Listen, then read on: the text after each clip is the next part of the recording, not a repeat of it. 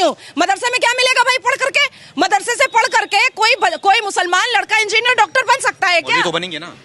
तो सरकार का काम है मौलवी बनाने का? सरकार पंडित बना रही है क्या जो सरकार मौलवी बनाएगी?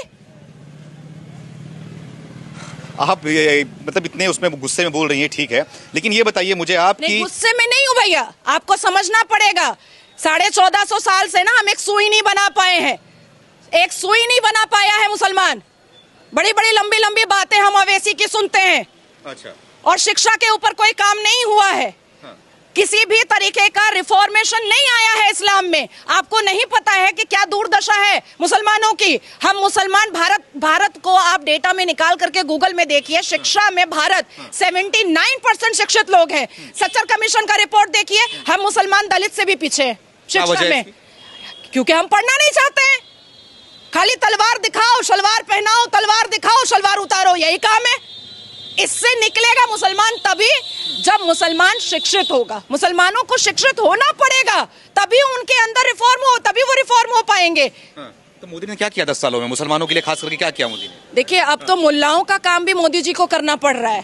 वो बोल रहे हैं कि अल कुरान में 800 बार इंसानियत का बात है, 306 बार शिक्षा की बात है। पसमानदा मुसलमान सामने आओ, एक हाथ में कुरान ले लो, दूसरे हाथ में कंप्यूटर ले लो। ये तो मोदी जी को बोलना पड़ रहा है। बेचारा अवैसी सोच रहा है मेरा भी काम मोदी जी को करना पड़ रहा है, क्योंकि अवैसी तो कर नहीं रहा है। अवैसी तो मुसलमान बेटियों का खाली सलवार झांकते रहता है। Age of puberty is age of marriage. Owaisi का तो यही काम है, सलवार झांकने का, इसके अलावा तो और कोई काम नहीं है। ये बताइए मुझे आप कि ये जो कानून जो कांग्रेस सरकार में रही है, मतलब कि 55 से 60 साल तक कांग्रेस राज की देश के अंदर, जो कानून बनाया गया मुस्लिम पर्सनल लॉ बोर्ड और वक्फ बोर्ड को, तो क्यों, मतलब कि ये मुसलमानों के लिए ही क्यों बनाया गया है वक्फ बोर्ड और मुस्लिम पर्सनल लॉ बोर्ड? हिंदुओं के लिए कोई दूसरा बोर्ड, कोई कानून नहीं है क्या? इनको मतलब छोड़ दिया गया था कि हिंदू अपने हिसाब से रहे, मुसलमानों के लिए तो ये बोर्ड रहेगा, इस हिसाब से मुसलमान चलेंगे, क्या वजह है? देखिए, हमारा दुर्भाग्य है कि जिसको हम राष्ट्रपिता बोलते हैं, हालांकि मैं गांधी जी को राष्ट्रपिता नहीं मानती हूँ, क्योंकि मैं भारत माता बोलती हूँ। वो कभी भी, गांधी जी ने कभी भी 82.7% सनातनियों को अपनी ताकत उन्होंने समझा ही नहीं, कभी नहीं समझा। और यही यहाँ से ही भारत का दुर्भाग्य स्टार्ट हुआ। जब से नेहरू से लेकर के मनमोहन सिंह जी की सरकार थी, तब से कश्मीर से कन्याकुमारी तक सिर्फ बम फुटता था।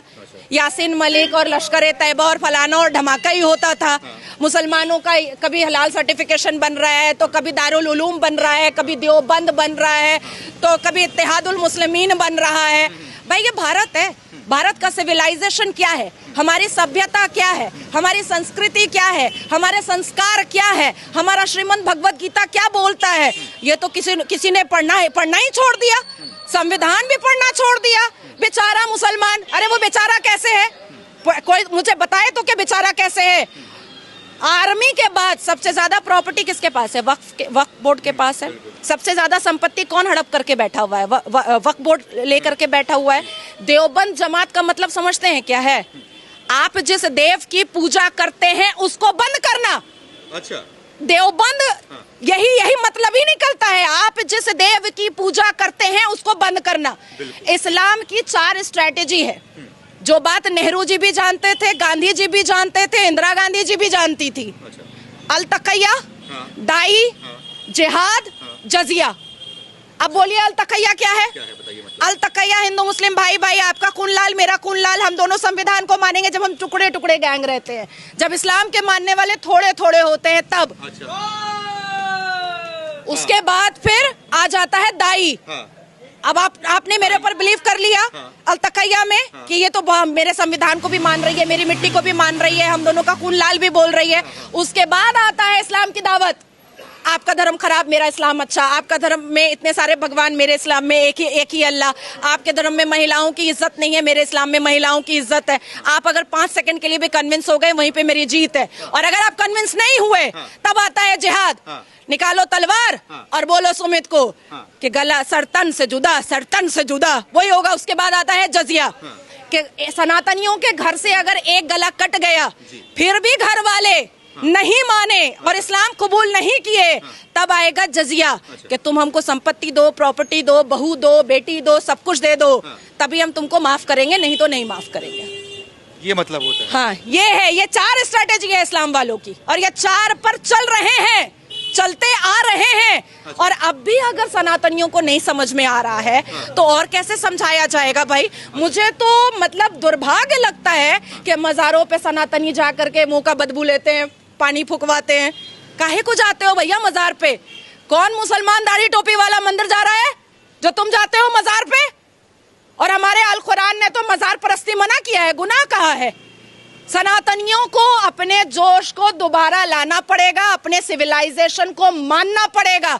नेहरू और गांधी और इंदिरा गांधी ने आपसे जो गुरुकुल छीना है, उस गुरुकुल कल्चर को दोबारा लाना पड़ेगा। लग रहा है आ जाएगा। हाँ, गुरुकुल कल्चर एकदम आ चुका है। विजन, फोकस सब कुछ क्लियर है। जो कोई भी भारत की मिट्टी और भारत की धरती पर रह करके शरिया लॉ मनवाना चाहेगा, उसको वाघा बॉर्डर भी दिखाया जाएगा, बड़े आराम से दिखाया जाएगा। और एक बात अंत में कह दे रही हूं